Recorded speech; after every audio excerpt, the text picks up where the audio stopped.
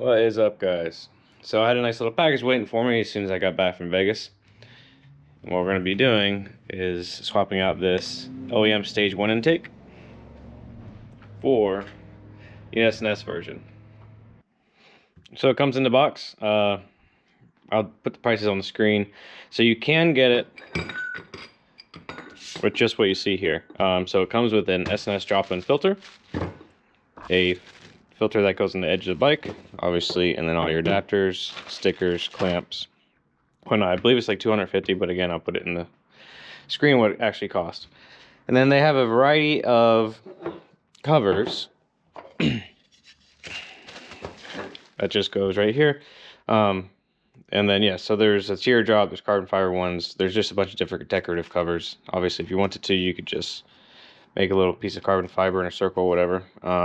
But what I did was Kyle's making these covers, which he already had for some of his Harley applications. And it's going to go just like that. I think with the cover and everything, you're looking at like $450 for everything you see here. But again, it is coming with a drop-in filter, which this alone is a little over $100. So it's a pretty good deal, actually, for everything you get. So let's get the tank off, and we'll get the old stuff off. So for those new who haven't got into this, I'll kind of dumb it down a little bit, but won't go into grave detail. Obviously, you just pull these two side panels off, and then you have two 6mm Allens on either side, and pop the seat back that when it comes off. Then you have another two 6mm bolts here and here, and then you lift this back and pull it back a little bit. For your fuel disconnect, normally there is a cover right here, so you would take that cover off. Then you come up here, and you have this little tab here. Press in on that tab. Press in on the tab, push in on the connector, and then the connector just comes right off. So again, press in on the tab, push in on the connector, and pull the connector off. And then once you have that off, you're gonna take this panel off, this little screw here, and then we'll get to the connectors. So one thing with the Barnstorm kit and these carbon fiber pieces, you clearly can't access it. It's kind of hard and difficult to get around, obviously, as you can see. So what you do is you take the back bolts out first, and you pull the tank back just a hair, and then that gives you enough room to finagle that out of there. And what you're going to do, I'm going to pop this connector out, just that one, and then that one, and then your harness you can just kind of tuck up in here, and you're all good for up there. And in the back here, here's your vent line. I'm just going to pull that off. And the tank just lifts off.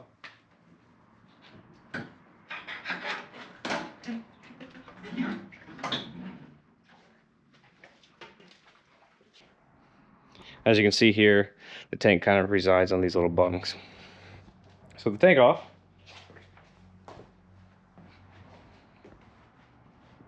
You can see this is where we're going to access the main filter, and then this is where we're going to access the stage 1. So if you have a stock bike without the stage 1, this is just capped off, and there's another cover here with a bracket. Obviously that's self-explanatory. You just take that off, take the bracket off, and then pop this cover off. So to remove this, it's just 4 6mm Allen bolts.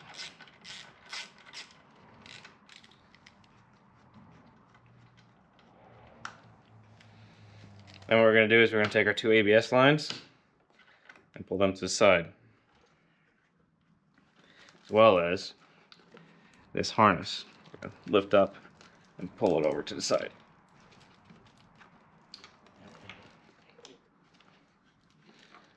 We're going to cut that zip tie first. And this ABS line zip tie.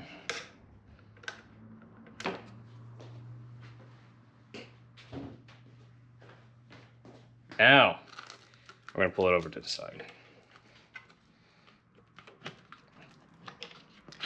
Out she comes.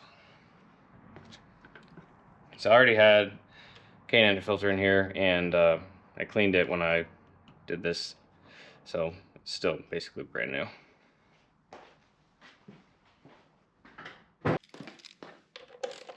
I removed this. It's just a 4mm bolt, whether you had the carbon cover or the black cover.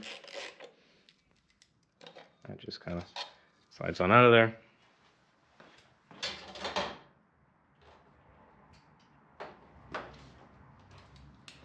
We have two 6mm that hold this front cover on.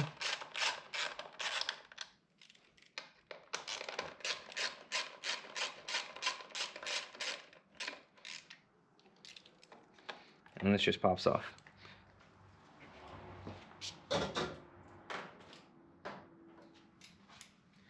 And we're going to go back. Ooh, it's getting small. Go back to a 3mm and remove these. There we go. So this has been on here since I bought the bike. I think we're at 12,000 miles. Still is clean.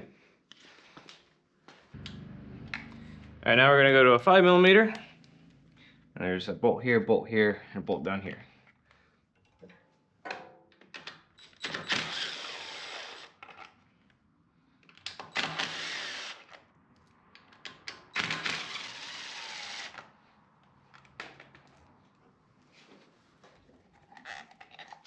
Oh, I missed one.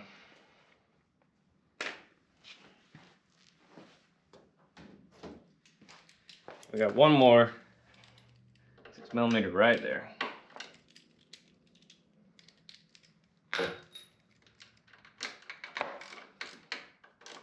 That'll do it.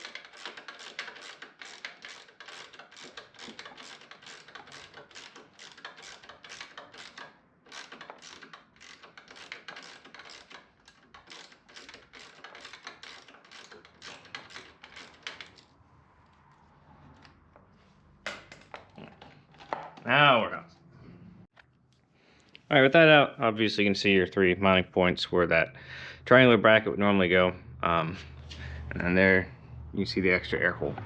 Down there is entrance to your throttle bodies, and obviously there's your intake. So I know some people say take this out, other tuners say leave it in. I'm leaving it in. But some tuners I did talk to said that, so there wasn't any noticeable gain from the stage 1 kit. Obviously the stage 1 kit benefits, it comes with a tune card if you don't want to tune your bike, and it does make it run a little better. When I first bought the bike, that's what I did.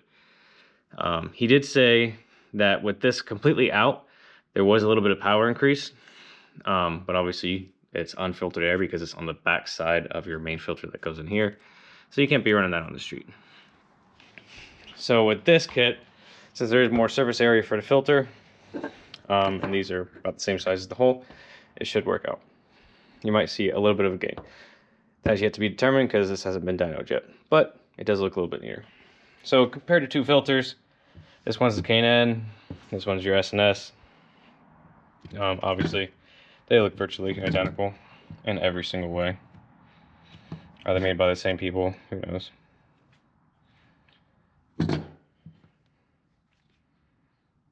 Yeah. So anyway, that's that. Obviously, your backing plate does look a little bit different than that backing plate. As far as your tube goes, it's going to go in there like that, and then something like that. So this does look like it might flow a little bit better, a little bit smoother inside, and a little bit more surface area. And obviously the filter is the big one. There's far more surface area on that than this guy. So let's work on putting this back on the bike. I think I had me doing a little bit of cursing over there. So it does come with a gasket to be able to tape off, put it around the edge of the thing. Obviously scan QR codes, and the instructions are fairly detailed for that. But I just put this piece on by itself, slid it up in there, use your factory bolt for that, disconnected this connector to make it a little bit easier. Took this 10mm bolt out as well, and that just gave me more room. So what we're going to do is we're going to feed this connector back behind here, obviously put that clamp on, and then we'll move to the front part.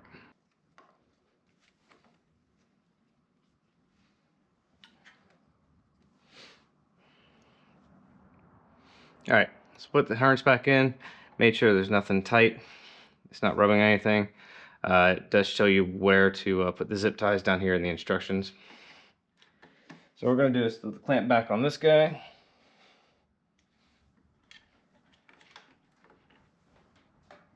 Put the clamp on there. Spin.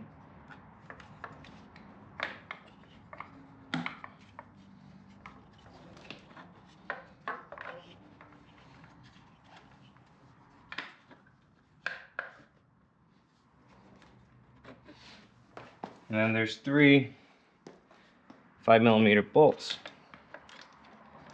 go into here.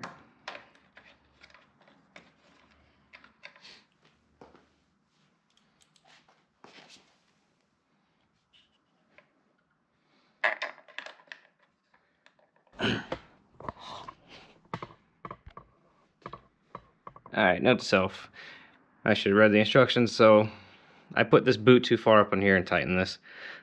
They said they just want you to move it up a little bit and then put this on, because what happened was I had it too far up and it wasn't biting on this at all. So now what I did was I slid it down. Can't go any farther down here and still have a lot of contact patch up here for this clamp. And I'll put that back on. I'm gonna pop the filter on. And the centerpiece here is gonna go in just like that. And there's 2 4mm Allens that secure this to the base.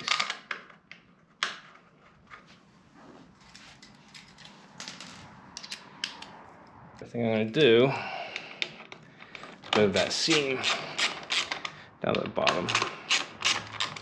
So hurt my OCD. There we go.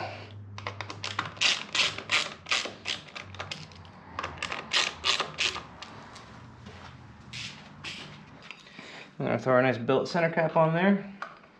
Like I said, pretty much any S&S cap will work for this. But why not have a cool billet one?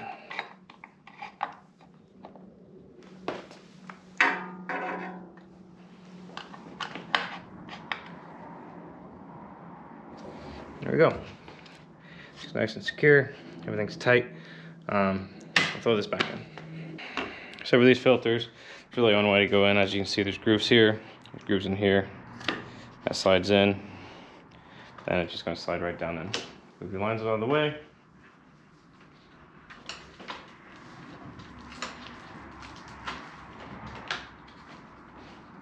Pop her on down. Again, put your 4 bolts back in, and you're good to go.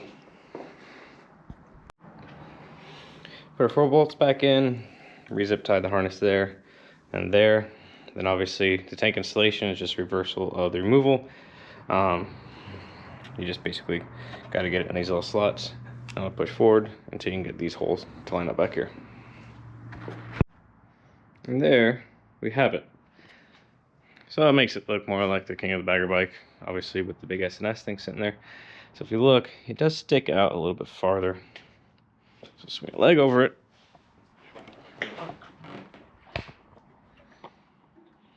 And like, it will hit if you're hugging the tank, obviously depending on where your foot is. Again, I have short legs, so it's going to hit me there a little bit. I don't foresee it being an issue, but time will tell. So let's get out in the sun. There we have it. I don't know, I might be biased, but I think it looks pretty cool. Obviously, again, you can use the black one or carbon fiber one or anything like that, make it look a little bit more like the race bike. But anytime I get a chance to support Kyle on some raw aluminum billet parts, because as you can see, I like just nice raw billet. It's there. So yeah, check them out, put the link in the description. Thanks for watching, guys.